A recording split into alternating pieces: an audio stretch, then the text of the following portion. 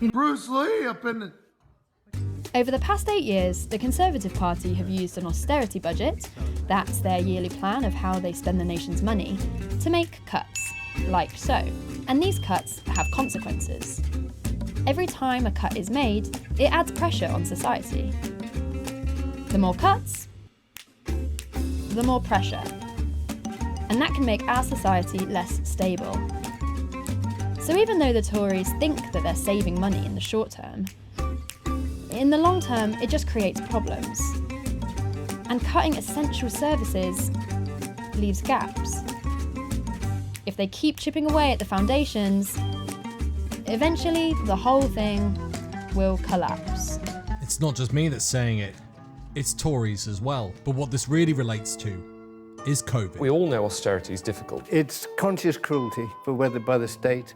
He has a heart attack in the course of the assessment and is then sanctioned because he doesn't complete it. A man takes his pregnant wife to hospital. She's in premature labour. He misses his appointment. He's sanctioned. Job centres are even set targets to try and catch people out with sanctions. They call them expectations. And if they don't sanction a certain number of people per week, then they themselves get into trouble. And with the COVID committee investigating this at the moment, it's interesting to see the impact of both austerity on our death rate with COVID. If you're new to the channel and you're enjoying the video, be sure to like and subscribe. Do you accept, Mr. Cameron, that the health budgets over the time of your government were inadequate and led to a depletion in its ability to provide an adequate service? I don't accept that. And it's funny because he's the guy who used to be in charge, former Prime Minister David Cameron. He's not accepting that austerity had an impact.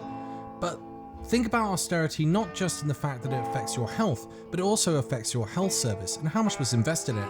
And we're going to look into that. Just look at spending over the last 70 years. As soon as David Cameron and his coalition came into power, spending significantly drops and doesn't even recover to Margaret Thatcher levels. So how about we listen to an expert instead of this lying toad? This is Professor Sir Michael Marmot, and he specialises in diseases, in populations and outcomes. That the government was seeking to destroy the National Health Service, if that were your hypothesis, all the data that we're seeing are consistent with that hypothesis.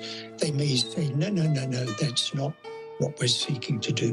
But if you look from 2010, waiting lists started to increase. Not just the pandemic, not just the war in Ukraine, from 2010. So in the period pre-2010, waiting lists came down, satisfaction with the NHS was high, spending on the NHS went up at about 3.8% per year, up to 2010. That 3.8% increase per year went down to about 1% increase per year. Waiting lists started to climb and climb and climb. 150,000 vacancies for doctors and nurses. Failure to pay doctors and nurses properly. It's a recipe for making the NHS fall over. And if you go back to the Commonwealth Fund, which does regular comparisons of healthcare systems in 11 countries, the NHS always used to be number one. And equity of access, number one, the best before. And we're slipping down the rankings. It's a tragedy. So we're still not done because we've still got George Osborne, the then Chancellor, talking about how great austerity was for the health service. If you'd not had a clear plan to put the public finances on a sustainable path, then Britain might have had experienced the fiscal crisis. We would not have had the fiscal space to deal with the coronavirus pandemic when it hit 7 years later. What about the effect of the falling expenditure? You know that last week the inquiry has heard from Professors Marmot and Bamborough, who told the inquiry that changes in the social determinants of health because of austerity since 2010 were likely to be the causes of the adverse changes in health and health inequalities in the UK. And also, I know that you've had sight of the statement of Professor Kevin Fenton, the president of the United Kingdom Faculty of Public Health, who's told the inquiry that a key lesson learned through the pandemic has been the importance of robust engagement with potentially disproportionately affected populations, both in the planning and preparedness. What I want you to consider, Mr. Osborne, is Firstly, that government policy had an effect on health and social care, which meant that those in the worst situations of society were disproportionately affected when COVID hit. And secondly, that was identifiable, it was predictable, and it should have been part of the government planning. I just completely reject that. And in the case of the Marmot and Bamber report, and obviously there's a lot of very interesting work on health inequalities, which we did a huge amount to seek to address. They have this statement of paragraph 151, national economic wealth, i.e. GDP, has long been considered as the major global determinant of population health. So obviously they're in denial, and why would they tell the truth? Because it's frankly embarrassing what they've done, and partly culpable for killing so many people during a pandemic. But then he talked about the economy. I thought, well, let's have a look at that. Here's how the official government forecasts for British recovery back in June 2010 when the coalition took power. But here's what actually happened. Output more or less flat for nearly 3 years. The difference, about 4% of national economic output. That's the same level of economic damage as COVID or even Brexit. I would say if we had not done that, Britain would have been more exposed. And that level of austerity probably also contributed to a lack of planning. Yes, we did not have, the government didn't do the plans, but we didn't have resilience either in the public's health. Resilience in the public health system, it had been disinvested in. Resilience in the NHS, and by comparator data, compared to similar countries, per 100,000 population, we were at the bottom of the table on number of doctors, number of nurses, number of beds, number of ITUs, number of respirators, ventilators. Scroll back just over 2 hours, and this was the former Chancellor, George Osborne. Because by the time I left office, there were more doctors working in the NHS, more nurses working in the NHS. As Mr. Cameron pointed out yesterday, diagnostic testing had increased in the NHS and public satisfaction had remained broadly constant during a difficult period for the economy. So your evidence, Mr. Osborne, is that although you acknowledge that in certain aspects the effects of COVID were felt more keenly by those most disadvantaged in society, that has no connection whatsoever to the effects of austerity that were brought in 2010. That's absolutely my contention.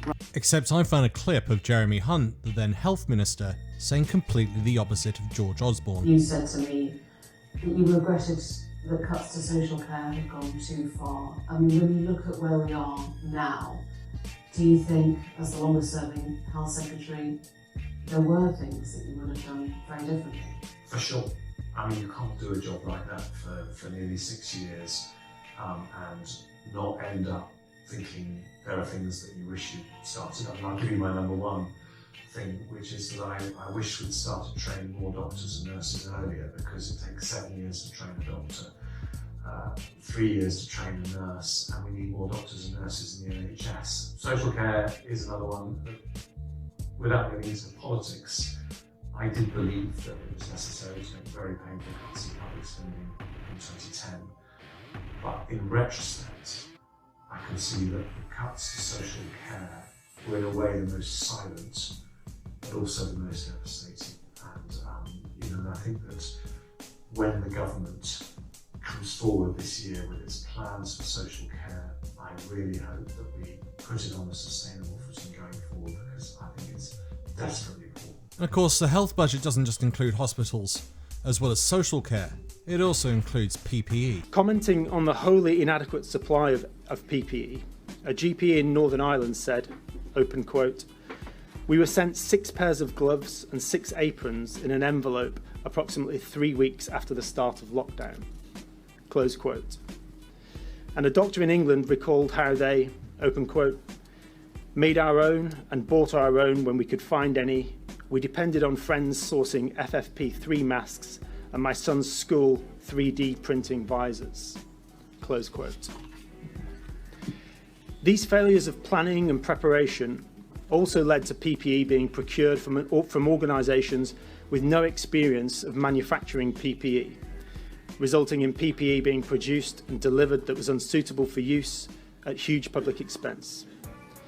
It also led to the ludicrous spectacle of doctors making aprons from bin liners because they were sturdier than the PPE equipment provided. And part of this was down to austerity, and also part of the corruption that came out of COVID was down to the fact they had no plan.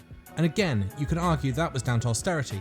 They didn't invest any money in preparing for a pandemic, thus allowing people like this to take our money, invest it in trusts abroad, and then be beyond the law because they were trying to do their best. But it does get worse, and I did a movie on this, which is all about COVID Tory lies.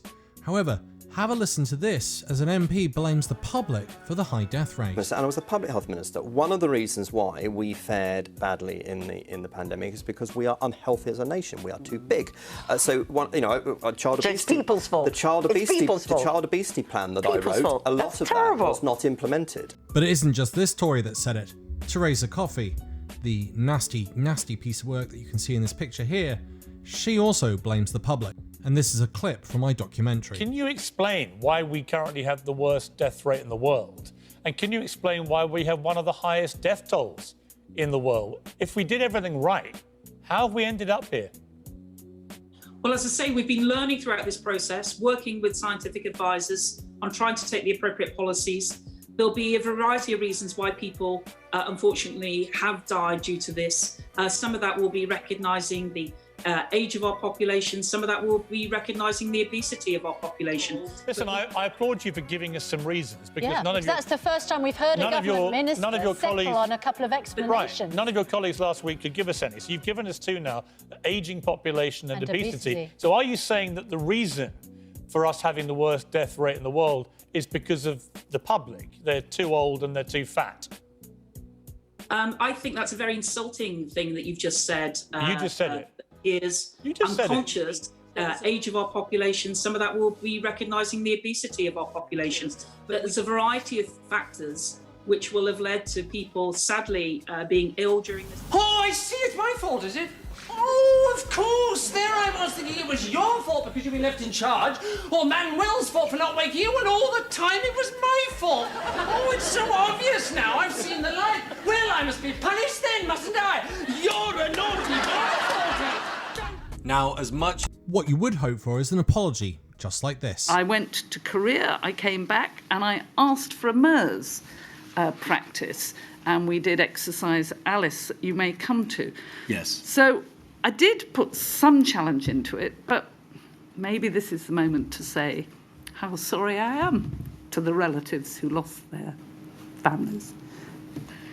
It wasn't just the deaths, it was the way they died. It was horrible, and I heard a lot about it from my daughter on the front line as a young doctor in Scotland. It was harrowing, and it remains horrible. But no, instead, you get this. For the Labour Party to present this all as Tory failure, which I get why they're doing it, right? And yes, they're the opposition. In 2008, when the financial crash happened, when of course it was nothing to do with Gordon Brown and it was all to do with international factors, the Tory government, the Tory opposition then played the same game. Joe. I think that it's fairly, to quote the Sun's editorial this morning, I think that's fairly juvenile. You might think I've forgotten about this. I haven't. It's at the end of this video. But first, once again, I'd like to say a big, big thank you to all of my Patreon and YouTube supporters. You keep this channel going and growing. If you'd like to help out, there's a link in the description, or you could just buy me a one-off coffee. Alternatively, if you're a little bit strapped, you're always able to just click that like button. Every like helps and promotes this video. Thanks for listening. Bye for now. Sorry, Max in the background.